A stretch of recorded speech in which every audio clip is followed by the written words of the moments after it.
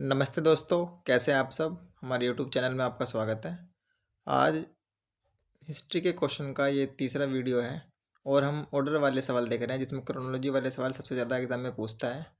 तो उनको सोल्व करने का क्या अप्रोच का तरीका होना चाहिए उसको हम देख रहे हैं। तो चलिए वीडियो शुरू करते हैं। देखिए क्वेश्चन नंबर हम 1163 देखते हैं। इससे पहले हम 1162 क्वेश्चन कर चुके थे कि MLNG निम्नलिखित में से किस दल का निजी अर्धसैनिक संगठन है। यह अखिल भारतीय मुस्लिम लीग का संगठन था। तो राइट आंसर आपने देखा डी है। एक्सप्लेनेशन को आपको बहुत अच्छे से पढ़ना है क्योंकि एग्ज़ाम में क्वेश्चन यहीं से दोबारा बन जाते हैं। तो मुस्लिम league national guard Akhil Bharatiya मुस्लिम लीग का निजी अर्धसैनिक संगठन था। मुस्लिम लीग की स्थापना 30 दिसंबर 1906 को आगा खां, नवाब सलीमुल्लाह और मोहसिन उल मुल्क के नेतृत्व में ढाका में की गई थी। तो ये डेटा आपको याद करना है क्योंकि इससे सवाल एग्जाम में भी पूछा है। अभी मैं आपको आगे दिखाऊंगा। वकार उल मुल्क मुस्लिम लीग के पहले अध्यक्ष थे। तो ये आपने इन्फॉर्मेशन देखी। देखिए अगला सवाल देखते हैं। संगठन दे रखे हैं और आपका स्थापना वर्ष।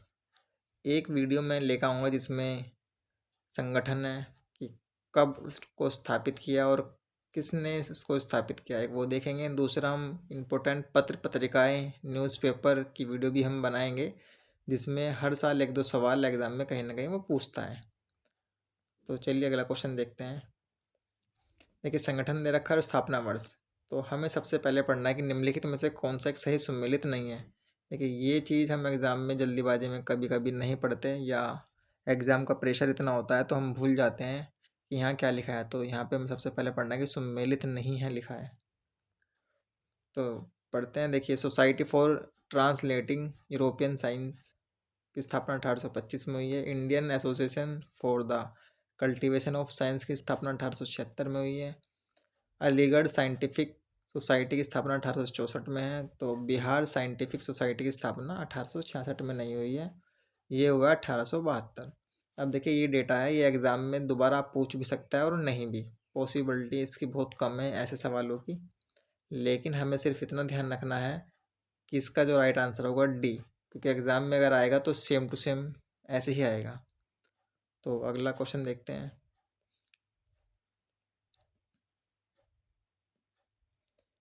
देखिए अगला क्वेश्चन है, निम्नलिखित में से किस प्रांत के नेताओं ने नोआखली दंगों के विरोध में 25 अक्टूबर 1946 को नोआखली दिवस के रूप में घोषित किया था। तो नॉर्थ वेस्ट फ्रंट प्रोविंस ने नोआखली दिवस के रूप में घोषित किया था। तो उसका राइट आंसर डी है। पंजाब, मद्रास, बिहार ये गलत ऑप्शन है। तो आप एक्सप्लेनेशन पढ़िए कि 25 अक्टूबर 1946 को नोआखली दंगों के विरोध में नॉर्थ वेस्ट फ्रंटियर प्रोविंस प्रांत के नेताओं ने नोआखली दिवस के रूप में घोषित किया था। देखिए आप वीडियो पॉज करके भी क्वेश्चन खुद से भी पढ़ सकते हैं और उनको अटैम्प्ट लेने की कोशिश कीजिए। आपके पास जितनी भी इंफॉर्मेशन है कोशिश तो कीजिए एक बार उसको सोल्व करने की। देखिए अगला क्वेश्चन है, निम्नलिखित में से कौन सा एक सही सुमेलित नहीं है। कि फिर ये बहुत इंपॉर्टेंट वर्ड हो जाता है यहाँ पर, इसी से पूरा सवाल गलत हो जाता है। एग्जाम में अगर 150 सवाल आते हैं तो एक या दो सवाल प्यारे साथियों सही सुमेलित है पूछा गया है या सही सुमेलित नहीं है पूछा गया है, इनकी वजह से एक दो सवाल गलत हो जाता है। तो इसको हमें बहुत अच्छे से पढ़ना है। तो हम पढ़ते हैं कि शौकत उस्मानी कानपुर षड्यंत्र कांड, खुदीराम बोस असेंबली बम कांड, अशफाकुल्ला खां काकोरी रेल लूट कांड और सूर्यसेन चटगांव विद्रोह कांड। देखिए सूर्यसेन का तो आपको पता है कि ये आपके चटगांव विद्रोह कांड से जुड़े हुए थे।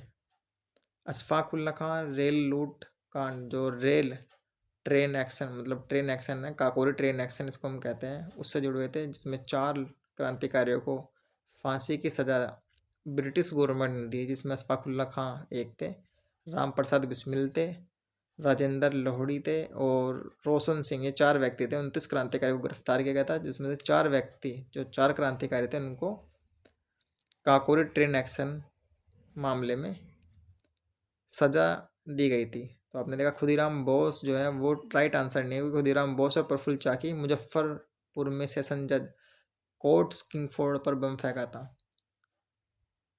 तो खुदीराम बोस किससे जुड़े हैं? मुजफ्फरपुर कांड से जुड़े हैं ये। तो 20 का राइट आंसर है शौकत उस्मानी कानपुर षड्यंत्र कांड। तो ये आपको डेटा याद करना है। और बहुत सारे षड्यंत्र है, लाहौर षड्यंत्र केस है, काकोरी ट्रेन एक्शन है, तो ये सब आपको याद करने हैं। और इनके आप संक्षिप्त में नोट्स बना लें। जैसे एक पेपर लें, ए4 साइज पे ऊपर लिखे क्रांतिकारी गतिविधियाँ, तो 2 क्रांतिकारी गतिविधियों के टाइम पीरियड है, तो उनको आप एक पेपर पे इम्पोर्टेंट लिख लें कि उनका प्रमुख नेतृत्वकर्ता कौन है। तो ये सब आप अपने ए4 साइज पेपर पे लिख लें। तो अगला सवाल देखते हैं। देखिए अगला सवाल है, निम्नलिखित युग्मों में कौन सा सही सम्मिलित नहीं है। तो हावड़ा षड्यंत्र प्रकरण 1910, विक्टोरिया षड्यंत्र प्रकरण 1914, लाहौर षड्यंत्र प्रकरण 1916, 1930 और काकोरी षड्यंत्र प्रकरण। देखिए काकोरी षड्यंत्र प्रकरण 1925 का है। तो अभी मैंने आपको बताया कि काकोरी षड्यंत्र प्रकरण में 29 क्रांतिकारियों को गिरफ्तार किया गया था। देखिए आप पढ़ेंगे तो लिखा भी है। अभी एक्सप्लेनेशन पढ़ते हैं क्योंकि ये बार बार रिपीट है ये वाला सवाल। हिंदुस्तान रिपब्लिक एसोसिएशन नामक क्रांतिकारी संगठन, देखिए HRA जो था, जो बाद में HSRA बना 1929 में, दिल्ली के कोटला मैदान में HRA का नाम बदलकर HSRA चंद्रशेखर आज़ाद ने कर दिया था। तो हिंदुस्तान रिपब्लिक एसोसिएशन का जो प्रमुख कार्य जो था एक काकोरी ट्रेन एक्शन था, जो 1925 में 9 अगस्त 1925 को इन्होंने उत्तर रेलवे के लखनऊ सहारनपुर संभाग के काकोरी नामक स्थान पर 8 डाउन ट्रेन में सरकारी खजाने को लूट लेता। ठीक है, तो आपने ये देखा। तो 1925 से जुड़ा है काकोरी षड्यंत्र प्रकरण 1925। तो ये बार बार आगे रिपीट भी है, फिर आपको मिलेगा, मैं आपको दिखाऊंगा आगे। तो इस कांड में 29 क्रांतिकारियों को गिरफ्तार किया गया था। अभी मैंने आपको बताया कि राम प्रसाद बिस्मिल, अशफाक उल्ला खां, ये 4 नाम आपको अच्छे से याद करना है। रोशन सिंह और राजेंद्र लाहड़ी या लोहड़ी को फांसी दी गई थी, जबकि चंद्रशेखर आज़ाद को पुलिस नहीं पकड़ पाई थी। और ये एकमात्र ऐसे क्रांतिकारी रहे हैं, पुलिस इन्हें कभी गिरफ्तार कर ही नहीं पाई है। तो आपने देखा, ये 4 नाम आपको याद रखना है, राम प्रसाद बिस्मिल, अशफाक उल्ला खां, रोशन सिंह और राजेंद्र लाहड़ी। देखिए अगला सवाल हम देखते हैं। अगला सवाल है, रविन्द्रनाथ टैगोर के संबंध में निम्नलिखित में से कौन से कथन सत्य हैं। तो 1940 में उन्हें ऑक्सफोर्ड के विश्वविद्यालय से डॉक्टरेट की मानक उपाधि प्राप्त हुई थी और गौरव उनका सर्वश्रेष्ठ उपन्यास है। देखिए आप अगर पीसेस के क्वेश्चन देखेंगे तो इस तरह के जो आपके क्वेश्चन होते हैं 1 और 2, उसमें ज़्यादातर संभावना रहती है कि दोनों ही ठीक होते हैं। ये हमें तुक्का नहीं लगाना है, लेकिन जहाँ तक आप पेपर को एनालाइज करेंगे, आप ईयर वाइज पेपर एनालाइज कीजिए तो पाएंगे अगर 10 सवाल है तो 5-6 सवाल आपके प्यारे साथियों कि दोनों ही ऑप्शन आपके ठीक है, पहला और दूसरा। जब तक आपके पास पक्की इन्फॉर्मेशन ना हो ऑप्शन गलत होने की, तो अब तक आप उसको सही मानकर ही सोल्व कर सकते हैं। ये कैसे पता लगेगा, आप पेपर को सोल्व कीजिए ईयर वाइज और आपको पता लग जाएगा। तो उसका राइट आंसर सी है। आप पढ़ भी सकते हैं आप एक्सप्लेनेशन कि रविन्द्रनाथ टैगोर को वर्ष 1940 में शांति निकेतन में आयोजित एक विशेष समारोह में ऑक्सफोर्ड विश्वविद्यालय की तरफ से डॉक्टर ऑफ लिटरेचर की मानद उपाधि प्रदान की गई थी और गोरा उनका सर्वश्रेष्ठ उपन्यास है और गीतांजलि के लिए उन्हें नोबेल पुरस्कार दिया गया था। तो ये आपको इन्फॉर्मेशन ध्यान रखनी है। अगला क्वेश्चन हम देखते हैं। देखिए अगला क्वेश्चन है काकोरी षड्यंत्र केस। तो काकोरी षड्यंत्र केस को आप अच्छे से आपको एनालाइज करना, पढ़ना है अपनी बुक से। ये पढ़ने का तरीका देखिए, हिंदुस्तान रिपब्लिक एसोसिएशन की जो प्रमुख उन्होंने कार्य किया था उसमें काकोरी ट्रेन एक्शन था। तो जब HRA आप पढ़ते हैं तो वहीं पर काकोरी षड्यंत्र केस के मामला आता है, तो आप इसको पढ़िए। इसमें लिखा है कि काकोरी षड्यंत्र केस में प्रधान आरोपी पंडित राम प्रसाद बिस्मिल को यूपी के किस शहर में फांसी दी गई थी। तो गोरखपुर उसका राइट आंसर है। देखिए 4 व्यक्ति हैं, 4 व्यक्तियों को कहाँ पर फांसी दी गई थी ये बार बार एग्जाम में पूछा है। कौन कौन से 4 व्यक्ति हैं, 4 क्रांतिकारी, राम प्रसाद बिस्मिल है, अशफाक उल्ला खां है, रोशन सिंह है और राजेंद्र लाहड़ी है। इनको एक पेपर पे लिखें आप और उसके सामने कहाँ पर इन्हें फांसी दी गई थी। ये बार बार रिपीट है, अभी आगे आपको फिर मिलेगा, मैं दिखाऊंगा। 19 दिसंबर 1927 को पंडित राम प्रसाद बिस्मिल को गोरखपुर जेल में फांसी दी गई थी। किस केस में, काकोरी षड्यंत्र केस। तो काकोरी षड्यंत्र केस कब हुआ था, 9 अगस्त 1925। ईयर और डेट आपको याद करनी है क्योंकि क्रोनोलॉजी क्रम में लगाने के लिए कभी भी एग्जाम में पूछ सकता है। काकोरी षड्यंत्र केस के आरोप में राम प्रसाद बिस्मिल, राजेंद्र लाहिड़ी, अशफाक उल्ला खां और रोशन सिंह, 4 नाम ये बार बार एग्जाम में आएंगे, पिछले साल के पेपर में आएंगे और आप देखेंगे कि बार बार रिपीट है। तो राम प्रसाद बिस्मिल का जन्म यूपी के शाहजहाँपुर में हुआ था 1897 में, और अभी हाल ही में यूपी गवर्नमेंट ने काकोरी कांड का नाम लेकर काकोरी ट्रेन एक्शन कर दिया, तभी मैं काकोरी ट्रेन एक्शन आपको बोल रहा हूँ। तो अगला सवाल देखते हैं। देखिए अगला सवाल है, भगत सिंह का स्मारक कहाँ स्थित है? तो फिरोजपुर में, ये आपको याद रखना है। भगत सिंह के बारे में बहुत अच्छी इन्फॉर्मेशन आप देखिए। 23 मार्च 1931 को ब्रिटिश सरकार द्वारा भगत सिंह, राजगुरु और सुखदेव को दिल्ली असेंबली में ब्लास्ट करने एवं सैंडर्स की हत्या करने के लिए फांसी इनको दी गई थी। कब दी गई? 23 मार्च 1931। देखिए एक क्रोनोलॉजी में सवाल पूछता है कि गांधी इरविन समझौता उसमें देते हैं और फिर भगत सिंह को फांसी।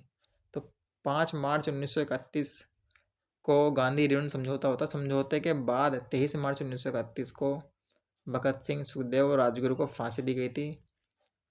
गांधी जी से क्रांतिकारी और देश के लोग नाराज थे कि वे इनकी फांसी को रोक नहीं पाए थे। तो ये डेटा वो मतलब क्रम में पूछता है, अभी आगे मैं दिखाऊंगा, तो आपको ध्यान रखना है। समझौते के बाद फांसी हुई थी। 5 मार्च 1931 को गांधी इरविन समझौता हुआ था और 23 मार्च 1931, ये 2 डेट आपको याद करनी है। देखिए अगला सवाल है, इनमें से किसने कहा था कि वास्तविक क्रांतिकारी सेनाएं गांवों तथा कारखानों में पाई जाती है? तो भगत सिंह ने कहा था। तो 20 का राइट आंसर है।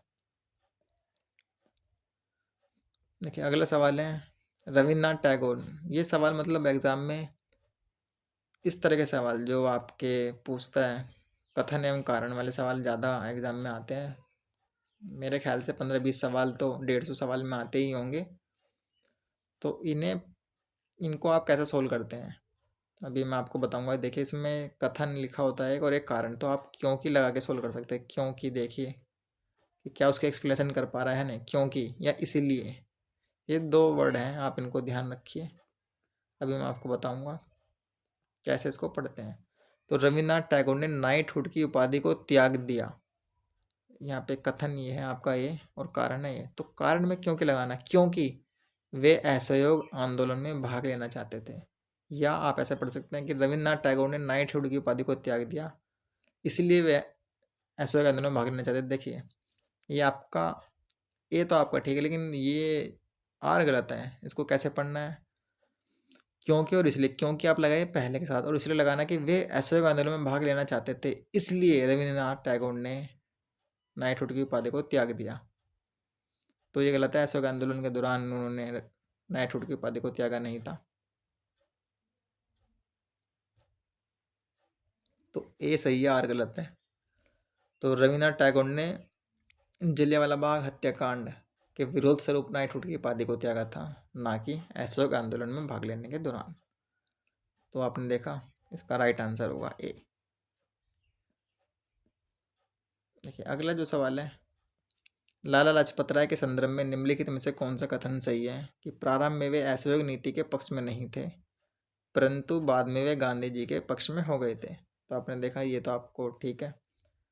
ये दरअसल असहयोग नीति के पक्ष में यहाँ पे उन्होंने लिखा है, जबकि वे खिलाफत आंदोलन के पक्ष में नहीं थे। ये वर्ड ज़्यादा होता तो ज़्यादा ठीक होता, लेकिन फिर भी अब आगे बढ़ते हैं। स्वराज पार्टी के गठन में लाला लाजपत राय भी शामिल हुए। तो ये दोनों ही स्टेटमेंट आपके ठीक पीसेस ने माने हैं, तो सी इसका राइट आंसर होगा। चलिए आगे देखते हैं।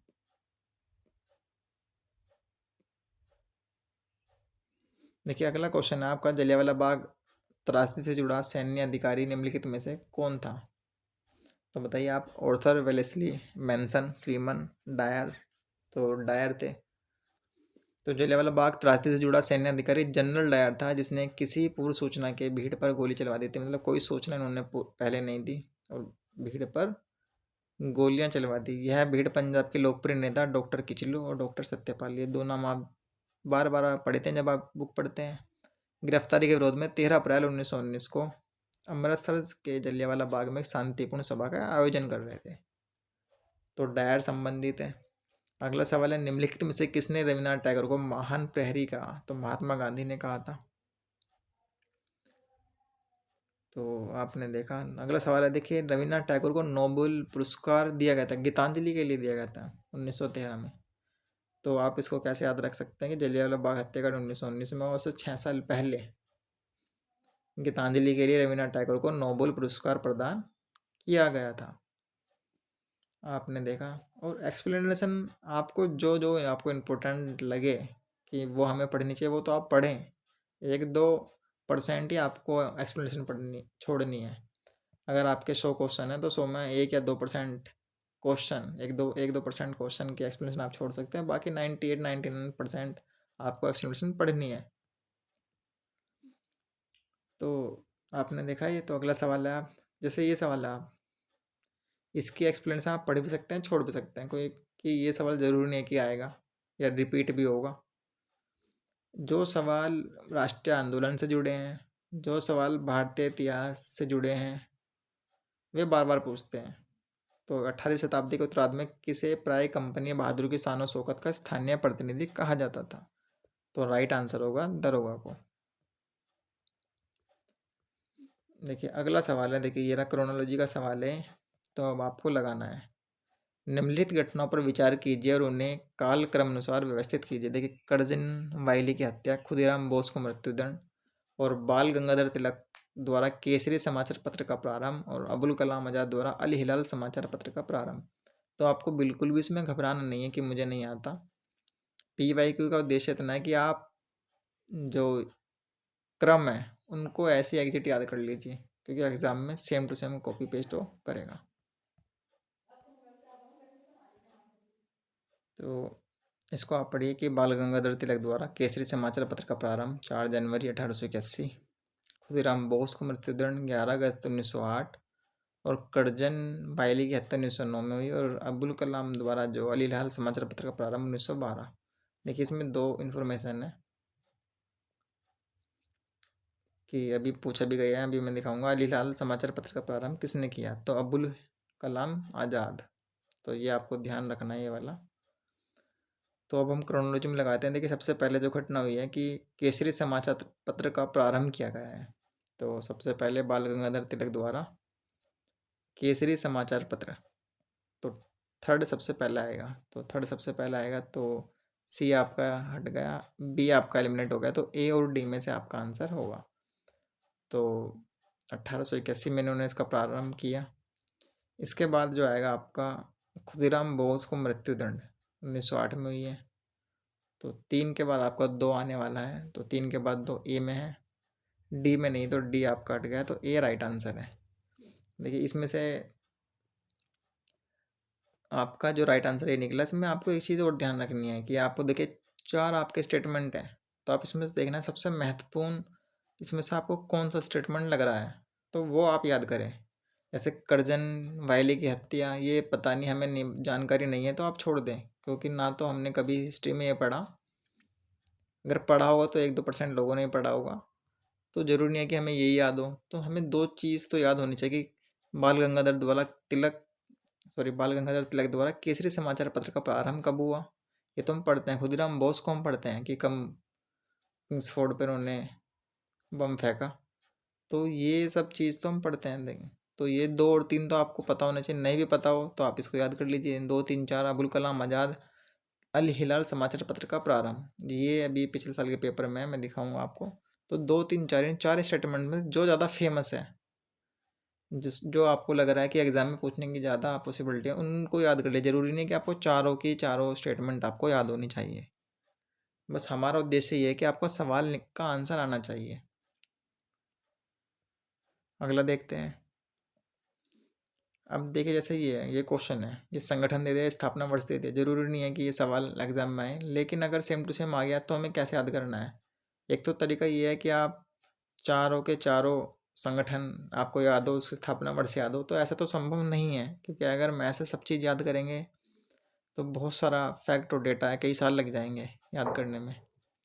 तो हम देखेंगे इसमें से कौन फेमस स्टेटमेंट है, कौन फेमस संगठन है, ये हम देखेंगे। इससे सवाल का आंसर एक याद करने से क्या हो पा रहा है या नहीं। तो जैसे ललित कला अकादमी है और संगीत नाटक अकादमी, तो देखते हैं कि ए का पहले आंसर क्या है। तो ए का आंसर हम देखेंगे तो ए का 1954 है कि हम देखते हैं कि ए का फर्स्ट है कि क्या ऐसे आंसर बनना है, तो ए का फर्स्ट से बनना है, तो ए का फर्स्ट ए में ही है, तो ये राइट आंसर हो गया। तो सी, बी और डी कट गया। आप इनमें से दो भी याद कर सकते हैं कि संगीत नाटक अकादमी 1952 में स्थापित हुई, तो बी का 2 है। तो आप ये दो याद कर सकते हैं, जरूरी नहीं है आपको सी और डी भी याद हो। ठीक है, तो ये आपको उसी क्वेश्चन में ऐसा करना है जो ज़्यादा फेमस नहीं है। जो फेमस है या जिसकी संभावना रिपीट होने की ज़्यादा है, उनके चारों ही आपको स्टेटमेंट, चारों ही आपके जो क्रोनोलॉजी में लिखे हैं वे आपको याद करने ही पड़ेंगे। देखिए अगला क्वेश्चन आप देखिए, निम्नलिखित में से कौन संगीत के क्षेत्र में महान विभूति नहीं थे? तो तानसेन तो थे। अब राजा मानसिंह तोमर, सदारंग, अदारंग, इनका हमें पता नहीं, तो इसका राइट आंसर होगा डी, माल गुर्जरी। तो ये राइट आंसर होगा डी। आप ऐसे इसको याद कर सकते हैं क्योंकि आएगा तो ऐसे आएगा। देखिए आप जितना विजुअलाइज करेंगे तो एग्जाम में अगर ये आएगा तो आप टिक मार ही देंगे, इसका आंसर डी है, बेशक आपको याद हो या ना हो। क्योंकि जब आप इसको 5-6 बार, 7 बार, 8 बार आप इसकी रीडिंग लगाएंगे तो आपको पता लग जाएगा इसका आंसर डी है। बस इतनी ही हमें करना है। देखिए अगला क्वेश्चन है कि क्या आप मुझे एक भी स्वतंत्र देश दिखा सकते हैं जहाँ प्रत्येक मताधिकार हो? अंग्रेज जा चुके हैं परंतु वे अपनी शरारत छोड़ गए। संविधान सभा में बहस के दौरान किसने कहा था? तो सरदार वल्लभ भाई पटेल ने ये कहा था। तो राइट आंसर होगा सी।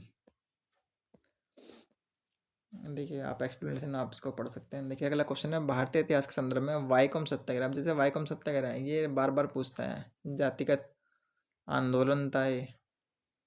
और जब हम पढ़ते हैं आधुनिक भारत का इतिहास तो वहाँ हम पढ़ते हैं वाईकोम सत्याग्रह के बारे में। तो कौन सा सही है? तो यह एक अस्पृश्यता और जातिगत भेदभाव के विरुद्ध एक सत्याग्रह था और महात्मा गांधी ने इस सत्याग्रह में भाग लिया था। तो इसका राइट आंसर होगा सी, दोनों। तो आपने देखा, मैंने आपको भी एक पहले भी क्वेश्चन दिखाया था। पीसीएस क्या करता है, इस तरह के क्वेश्चन में दोनों ही स्टेटमेंट सही होने की पॉसिबिलिटी उनकी ज़्यादा होती है।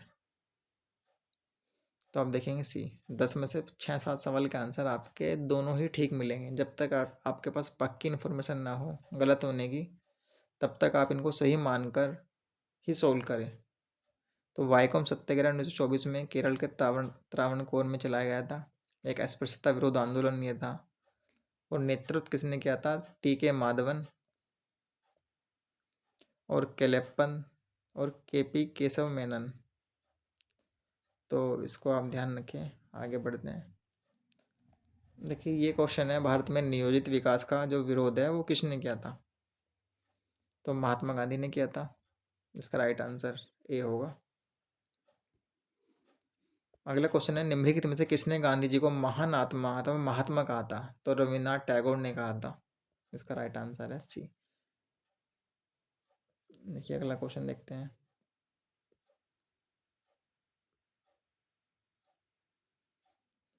अब ये सवाल है, देखिए आप देखिए, हेनरी विवियन डेरोजियो के संबंध में निम्नलिखित कथनों पर विचार कीजिए तथा नीचे दिए गए कूट से सही उत्तर चुनना है। देखिए अगर आप ईयर वाइज पेपर सोल्व करेंगे तो आप बदलते पैटर्न को देख पाएंगे। क्या ये क्वेश्चन रिपीट होगा या और कुछ क्वेश्चन इससे पूछ लेगा? इससे संबंधित तो नहीं पूछने का, क्योंकि एक बार सवाल पूछ लिया तो हेनरी विवियन डेरोजियो तो सेम टू सेम कॉपी करेगा या कि इससे और उसमें और गहराई में क्या जाएगा हेनरी विवियन डेरोजियो के संबंध में।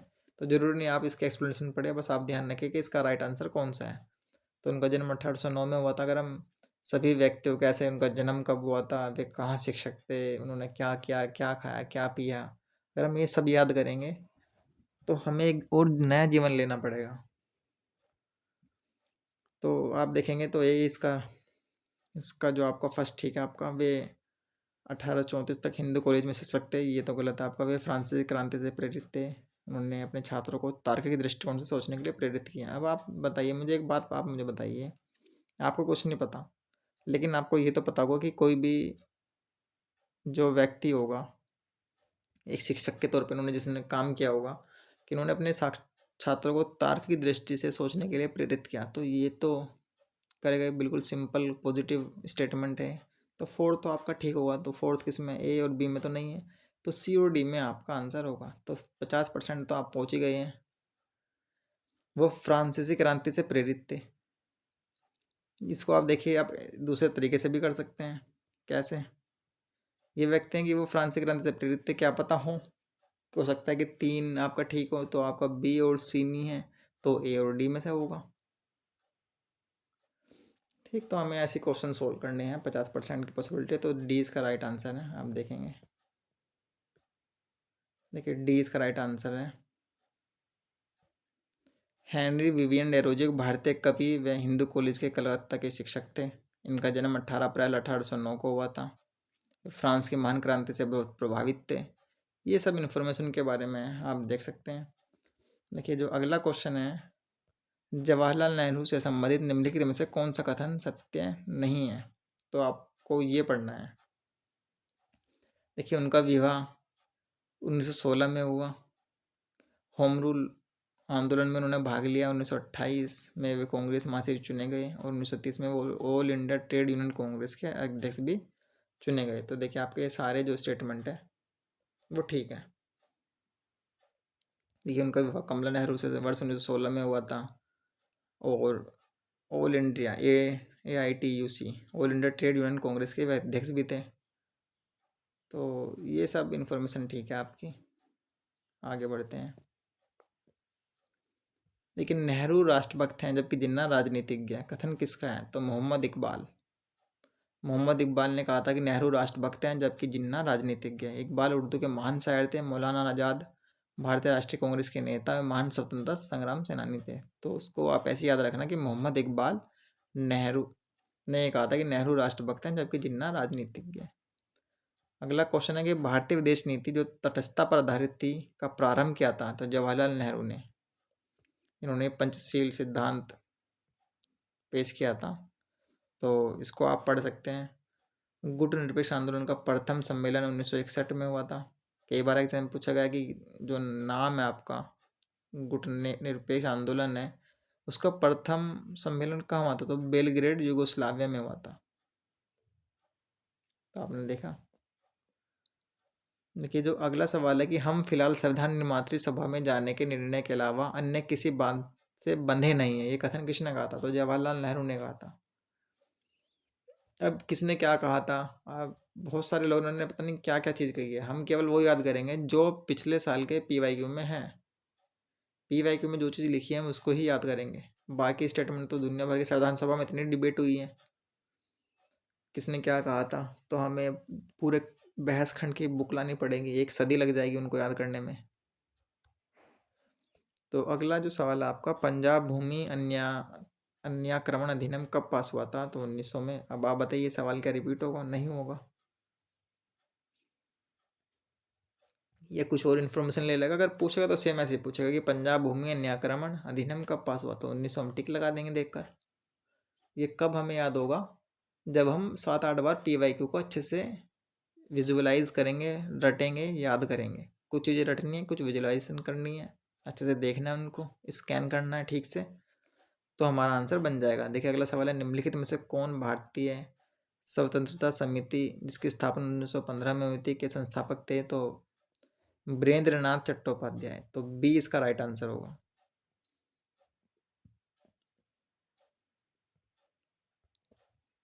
देखिए अगला सवाल है, लखनऊ का साहन जफरोड़ा आज भी महत्वपूर्ण है क्योंकि?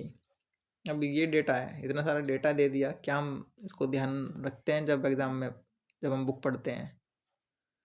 नहीं ध्यान रखते। लेकिन PYQ में पूछा है तो हम इसका आंसर ध्यान रखेंगे कि यहाँ के सिया समुदाय से इसका ऐतिहासिक संबंध है। यहीं पर पास में ऐतिहासिक इमामबाड़ा है, तो एक और दी राइट आंसर है। तो थर्ड आपका गलत है। देखिए जो इसका जो निर्माण है यहाँ पे लिखा है कि नवाब आसफुद्दौला ने 1784 में कराया था। तो हैदर ने नहीं कराया था, तो इसका राइट आंसर होगा बी। अब अगला सवाल हम देखते हैं। देखिए ये सवाल तो आप पढ़िए, पॉलिटी का सवाल ये है। अब नीचे 2 वक्तव्य दिए गए हैं जिनमें से एक को कथन ए और दूसरे को कारण आर कहा गया है। अब आप इस क्वेश्चन को पढ़िए कि भारत एक संघात्मक राज्य है। अब मैंने आपको बताया था कि इसको सवाल को सोल्व आपको कैसे करना है, और कारण बताया था भारत एक संसदीय लोकतंत्र है। देखिए, जो कथन और कारण वाले सवाल हैं उसे आपको सोल्व करने के लिए मैंने बताया था कि आप कारण में क्योंकि लगा लें, या आप कारण में आप इसलिए भी लगा सकते हैं।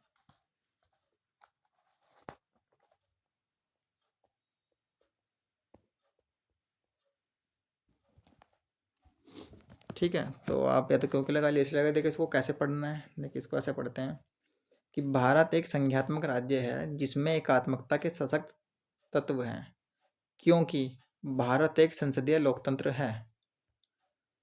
सबसे पहले देखिए, आपको ये देखना होगा कि दोनों स्टेटमेंट आपके ठीक है या नहीं है। सबसे पहले हम पहला आर को छुपा लीजिए। आर को आपने छुपाया तो आप पढ़िए पहले ए, कि भारत एक संघात्मक राज्य है जिसमें एकात्मकता के सशक्त तत्व हैं। क्या ये बात ठीक है? हाँ, ये ठीक है। तो हमने सबसे पहले पढ़ा कि हाँ भाई, ये बात तो ठीक है। दूसरा बात हमें क्या देखना है, फिर आप ए को छुपा लीजिए। फिर आपको पढ़ना है, कारण पढ़ना है। फिर आपको ये आपने छुपाया, फिर आपने पढ़ा कि भारत एक संसदीय लोकतंत्र है। तो दोनों इंडिपेंडेंटली तो ठीक है आपके, ठीक है ना। तो आपको ऐसे इसको पढ़ना है कि पहले आप देखना है कि ए आपका ठीक है या नहीं है, फिर देखेंगे कि आपका आर ठीक है या नहीं है। जब आप दोनों को देख लेंगे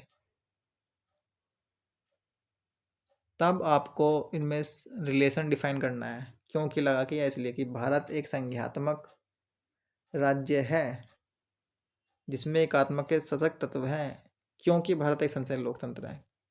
क्या केवल इसीलिए ही संघात्मक राज्य है? तो प्यारे साथियों, आपका ए और आर तो ठीक है, लेकिन ए की व्याख्या आर नहीं करता है। तो इसका जो राइट आंसर होगा बी, ए और आर दोनों सही है और आर ए की सही व्याख्या नहीं करता है। देखिए, ये सवाल की प्रैक्टिस अलग से करनी पड़ती है। मैं 20, 30, 40, 50 सवाल लूँगा और इसमें कथन और कारण के सवाल आपको सोल्व करने का जो पैटर्न है वो मैं आपको बताऊँगा, क्योंकि एक सवाल में आपको ऐसे समझ नहीं आ पाएगा। बहुत सारे जो एस्पिरेंट वीडियो देख रहे हैं उन्हें तो वे तो सोल्व कर सकते हैं, जिनको पता है। जिनको जो फ्रेशर हैं, जिन्हें बिल्कुल नहीं पता, उनको कैसे सोल्व करना है मैं आपको बताऊँगा। तो देखिए, अगला सवाल हम देखते हैं। देखिए, अगला सवाल है, निम्न घटनाओं को कालक्रम में व्यवस्थित कीजिए और नीचे दिए कोटों में से उत्तर का चुनना है। देखिए, ये सवाल है, ये एग्जाम में पूछ सकता है क्योंकि इंपॉर्टेंट है ये सवाल। कश्मीर का बार बार पूछता है। महाराजा हरि सिंह ने विलय पत्र पर हस्ताक्षर किए, भारत का संविधान लागू हुआ। ये तो आपको पता ही होगा कब हुआ, 26 जनवरी 1950 को। तो आप इसको हाईलाइट करिए। जो अगला है कि जम्मू कश्मीर की प्रभुसत्ता संपन्न संविधान सभा ने भारत में विलय को अनुमोदित किया और जम्मू तथा कश्मीर राज्य को नया संविधान लागू हुआ। तो 1, 3 और 4 आपको नहीं पता, आपको सेकंड तो पता है। इसका ईयर तो आपको पता होगा ना, 26 जनवरी 1950। तो महाराजा हरि सिंह ने अक्टूबर 1947 में भारत में विलय करने का फैसला किया। तो जो सबसे पहले स्टेटमेंट आएगा वो ए आएगा, फर्स्ट आएगा, फर्स्ट। ठीक है, तो फिर आपका क्या आएगा? तो पहले आप ए फर्स्ट को ध्यान में रखना, तो बी और फोर्थ को एलिमिनेट करना है। देखिए, 50-50 तो हो गया। तो ए और सी में से इसका राइट आंसर होगा। तो जब आपको एक पता लग गया है तो इनको कैसे याद करना है कि जम्मू कश्मीर की प्रभुसत्ता संपन्न संविधान सामान्य भारत में विलय को अनुमोदित किया। तो आप पढ़ेगी, यहाँ पे लिखा है, देखिए, जम्मू कश्मीर का संविधान 26 जनवरी 1957 को लागू हुआ। तो ये सबसे लास्ट में आएगा, फोर्थ। संविधान लागू होने से पहले ही जम्मू कश्मीर की जो संविधान सभा थी उसने भारत में विलय को अनुमोदन कर दिया था। तो आपको ध्यान में रखना है कि जम्मू कश्मीर का संविधान बाद में लागू हुआ, सबसे लास्ट में लागू हुआ। उससे पहले ही उसने विलय को अनुमति दे दी थी भारत में। तो अब आपको पता लगेगा कि एक के बाद दो आएगा, फिर तीन आएगा, फिर चार आएगा। तो राइट आंसर होगा सी। शुरू में आपको थोड़ा दिक्कत होगा याद करने में, लेकिन आप कई बार इसको रिवाइज करेंगे तो आराम से आप इसको याद कर सकते हैं। तो ये आज के क्वेश्चन थे। आप मुझे बताना कि क्वेश्चन आपको कैसे लगे। नेक्स्ट वीडियो हम लेके आएंगे, आगे पूरी कंटिन्यू हम शुरू करेंगे। मतलब बहुत सारी चीज़ें हम लेके आने वाले हैं। तो अभी तक यहीं क्वेश्चन करते हैं। जो कल हम शुरू करेंगे, कल क्वेश्चन नंबर 1194 देखेंगे। तो प्लीज़ आपको अगर वीडियो अच्छी लगे तो बताना, चाहे आपको सही लगी हो गलत लगी हो, कमेंट में मुझे ज़रूर बताना कि और किस टॉपिक पे आपको वीडियो चाहिए। मैं आप पूरी पूरी तरह से आपकी मतलब जर्नी को आसान बनाने में आपके साथ हूँ। तो वीडियो देखने के लिए थैंक यू। आगे मिलते हैं।